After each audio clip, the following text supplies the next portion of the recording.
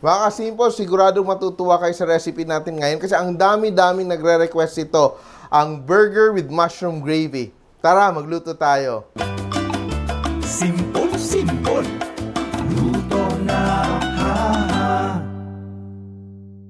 Ready na tayo gumawa ng ating burger steak.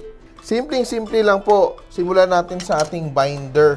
So ito siya, hindi lang siya na nagbabind ng ating burger, pero ito nagdadagdag din siya ng volume. Meron tayong breadcrumbs. So meron din kayo, pwede kayo gumamit kung may mga lumang tinapay kayo.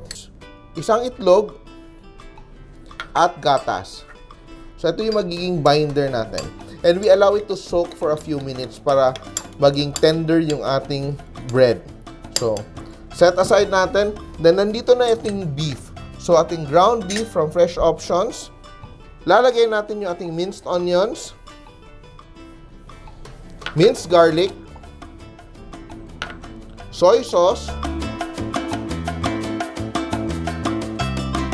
konting salt, and black pepper.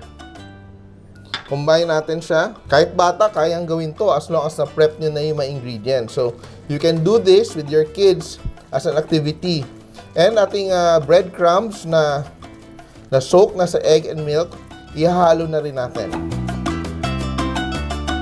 So, you can make this ahead of time. If you do it a day before, pwede mo siyang iiwan sa chiller mo, hindi siya masisira. So, ang sekreto, hindi ang recipe, pero yung technique mo. So, you keep mixing hanggang mag-emulsify or mahalo ng maayos yung ating ingredients.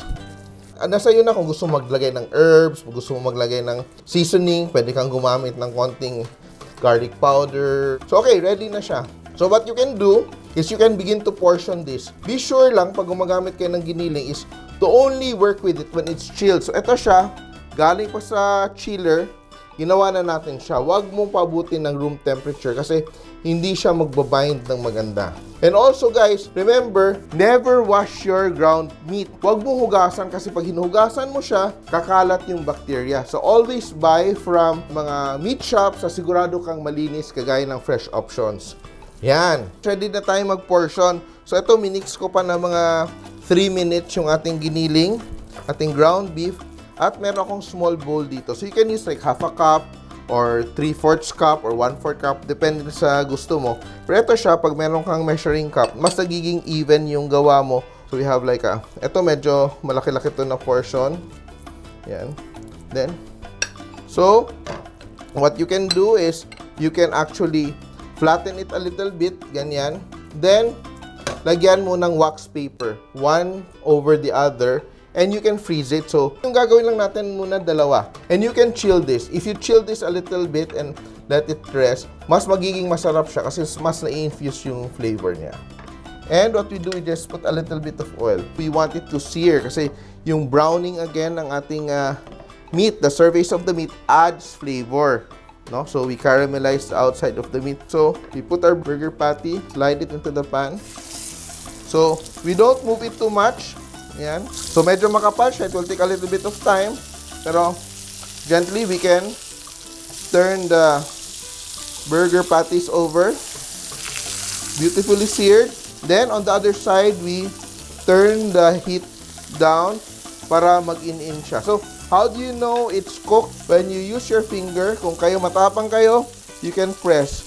Pag medyo lumulubog pa yung finger nyo, ibig sabihin, hilaw pa siya. Kasi hindi pa nagsiset yung meat. So, also, ibang tao gusto yung fina-flatten yung burger nila. Ako, I don't like to do that. Bakit? When you keep on flattening your burger, all the juices will ooze out. So, hindi na magiging juicy yung burger nyo, di ba? So, nakita natin na medyo nag-firm na yung ating beef on the side. Yung gagawin ko, hindi ko i-overcook para medyo juicy siya sa loob. Very easy to handle na siya kasi luto na siya. Ngayon gagawin natin yung gravy using the same pan. So we just add a little bit of butter for more flavor. And a little bit of flour. Just a little bit of flour. So we're making a roux.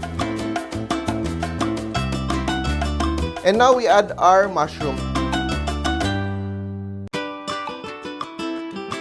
And now we have a little bit of stock. So gamit ko dito is a little bit of beef stock to enhance the beef flavor. And we can add a little bit of soy sauce if you want the color to be darker. Yan. Pero it already has a nice color. So we just add a little bit of soy sauce for a little bit of saltiness and flavor. Yan. Then, immediately pour over your burger stick. Look at that.